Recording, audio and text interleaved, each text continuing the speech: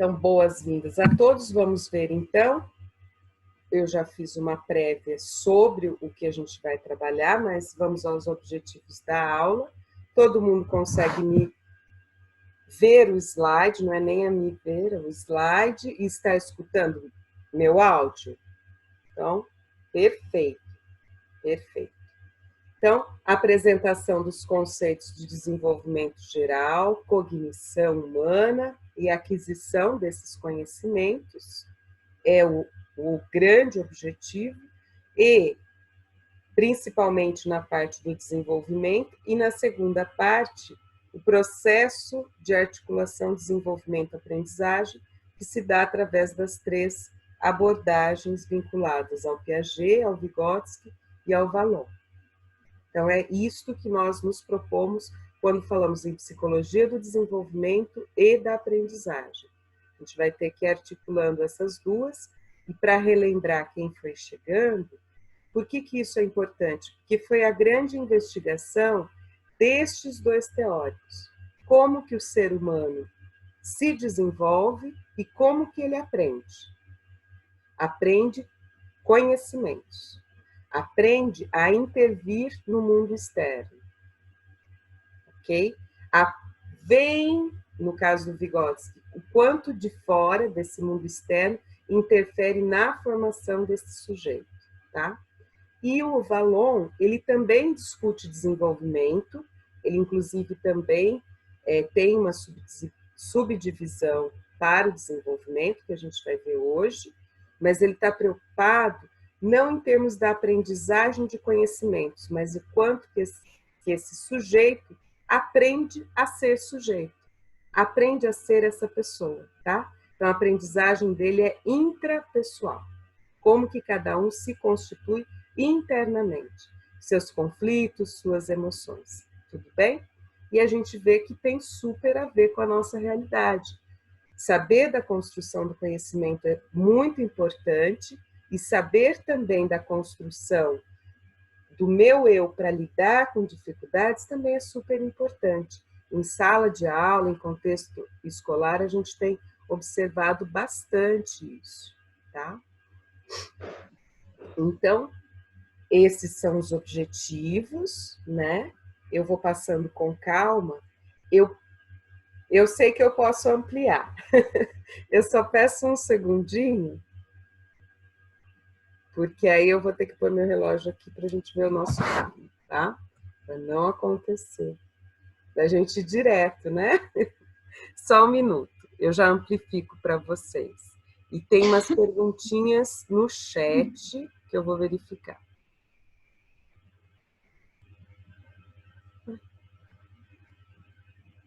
Não.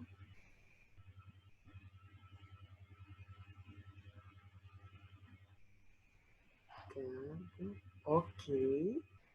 Muito obrigada, gente. Então, vamos lá. Aqui.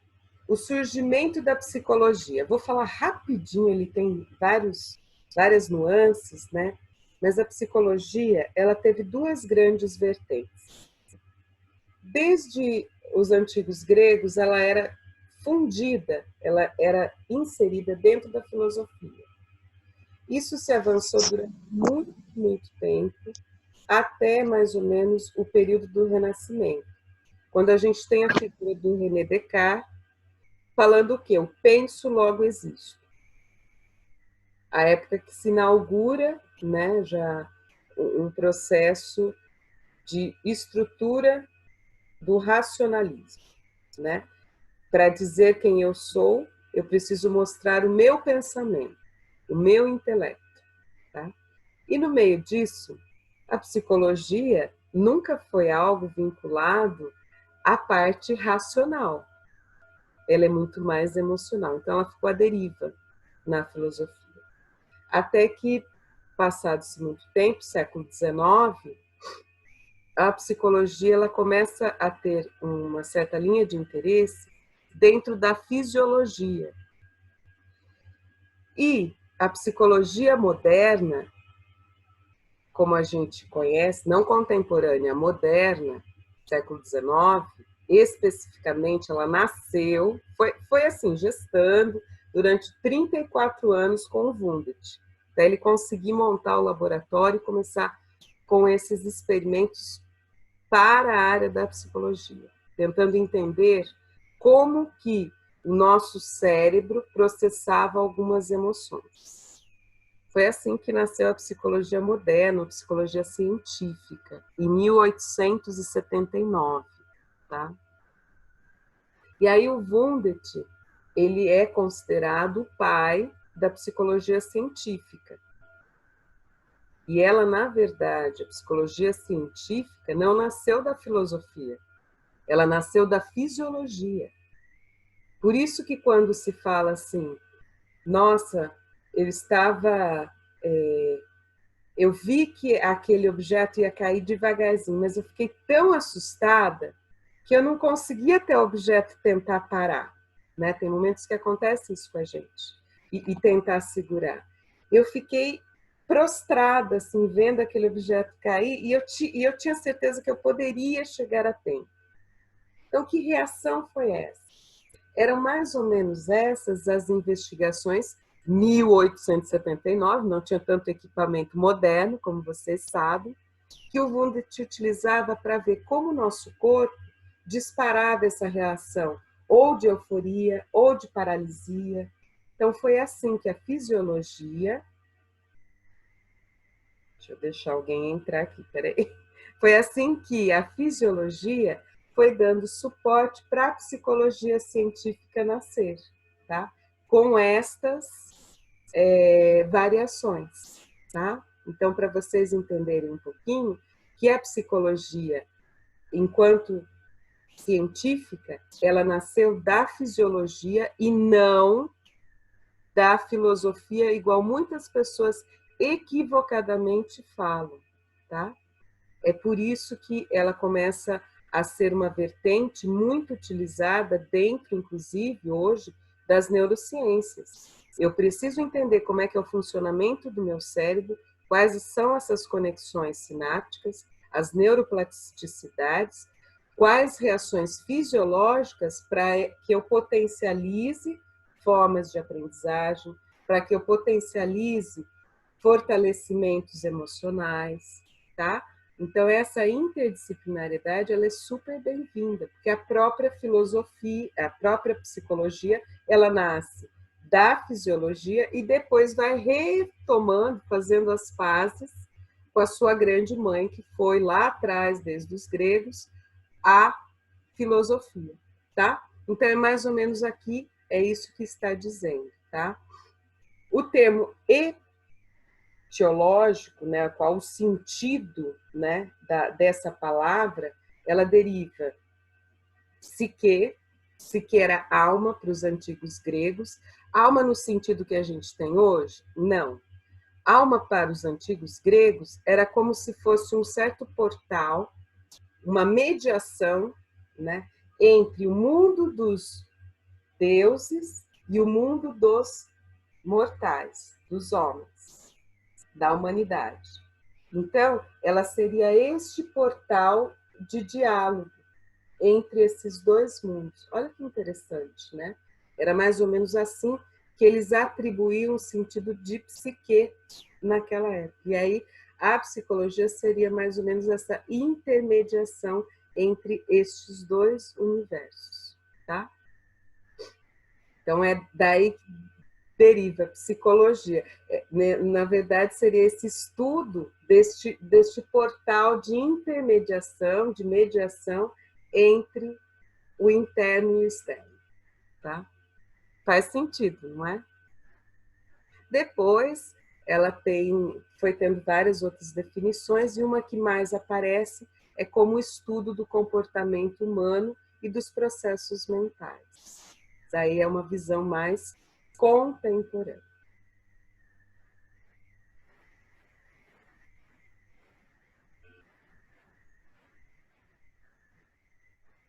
Tranquilo?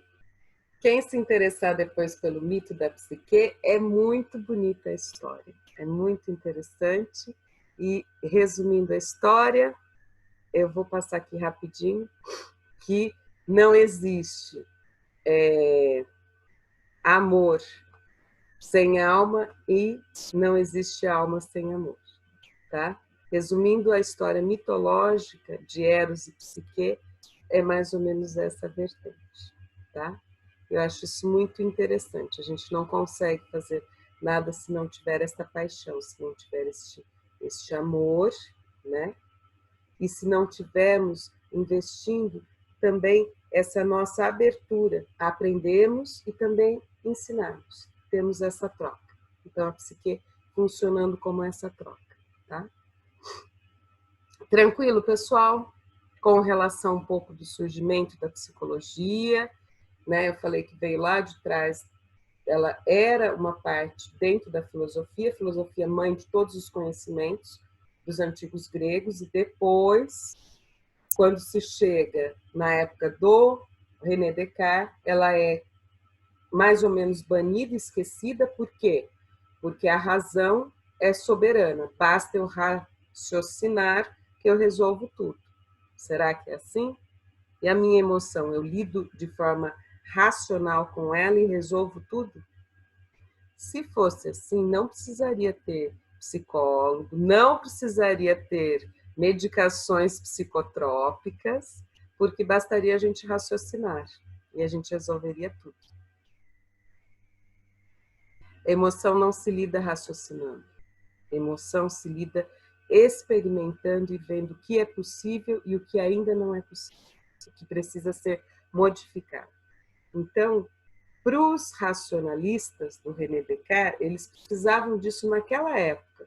Eles precisavam descobrir, eles precisavam desbravar. A gente está falando de 1500. Na verdade, 1534, René Descartes escreve o seu discurso do método. Então, assim, o que vai acontecendo?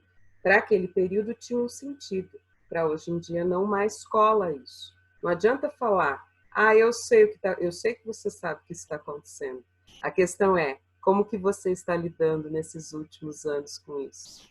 Se está a mesma coisa, não está lidando. Então, é isso que a psicologia contemporânea vai apontar. Graças, né, a esse período de banimento que ela sofreu lá atrás com Descartes, onde ela ficou assim, esquecida, isso daí é de menos. Que emoção, que sentimento, que... Aliás, emoção é algo de frágil. Não, precisamos da razão, precisamos da coerência, precisamos da ordenação. Sim, ela é super importante, mas não é só ela. Ela tem que caminhar junto, razão e emoção, com as suas diferenças, caminhando juntas, e não uma se sobressaindo sobre a outra. É este o diferencial. E é por isso que a psicologia, quando ela vem com o Wundt na fisiologia, ele tenta exatamente demonstrar, olha, essa parte da psicologia, que é as emoções elas têm reações fisiológicas, elas têm isso. Então, vamos investigar como que acontece isso no corpo, como que o cérebro lida com isso. Então, olha as investigações das neurociências lá atrás, só que 1879, muito rudimentar ainda. Mas essas pessoas foram muito importantes, pioneiras, extremamente pioneiras. Jamais se teria uma ressonância, né? Jamais se teria este tipo de equipamento, mas elas já visualizaram lá atrás, há séculos lá atrás, a importância disso. Então, 1879 marca o nascimento da psicologia científica, nascendo da fisiologia e tentando entender como que nós, né, fazemos a articulação de mente e corpo. Olha que bonito isso. A articulação que a gente chama de psicossomática, a parte psíquica e a parte corporal. Quando vocês escutarem soma nesse sentido significa corpo, tá bom, pessoal? Então, quando fala assim, doença psicossomática, é uma doença psíquica que afeta, altera o corpo, tá bom? Tranquilinho? E aqui eu fui adiantando um pouquinho o slide anterior, falando, né, século XIX, né, a psicologia ela vai se distanciar da filosofia e aí ela vai nascer da fisiologia, tá? E aí eles vão investigar o quê? As reações que eles vão observando. Então, quais os experimentos, vamos colocar, do Wundt e da sua equipe? Por exemplo, qual é a reação de Costigan? Qual é a reação? Isso tudo em laboratório para aquela época, era assim. Aproximar uma vela, a reação de dilatação de pupila, de uma salivação, uma sudorese.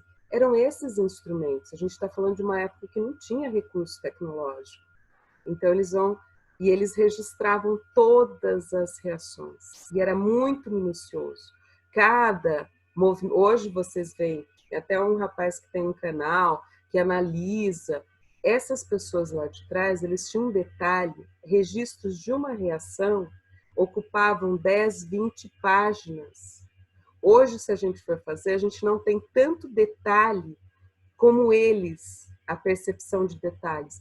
Cada musculatura que era alterada com esse movimento de... Não era para... Era só o experimento, para ver o que aconteceria com a aproximação de uma chama, né, de uma vela acesa. Então, o que aconteceria para aquela pessoa, tá?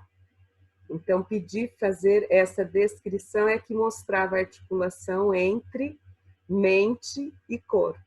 Então, foi assim que a psicologia foi avançando. O pessoal do Wundt, o pessoal chamado da linha estruturalista. Deixa eu admitir mais uma colega. Deixa eu ver se tem questões. Acho que está tudo tranquilo. Então, analisar esses comportamentos observáveis dessa forma. Então, o que aconteceu? Dilatou pupila, houve uma contração no maxilar, né? Houve uma expansão até próxima a essa parte auricular. Depois, houve uma certa salivação. Então, eles tentavam entender o que acontecia. Quando eu dei aquele exemplo, é que eles não faziam esses experimentos, mas se pensava numa situação assim, nos transportes, na época dos cabriolés, das charretes, se uma viesse em disparada, por que algumas pessoas não saíam da frente e ficavam prostradas, mesmo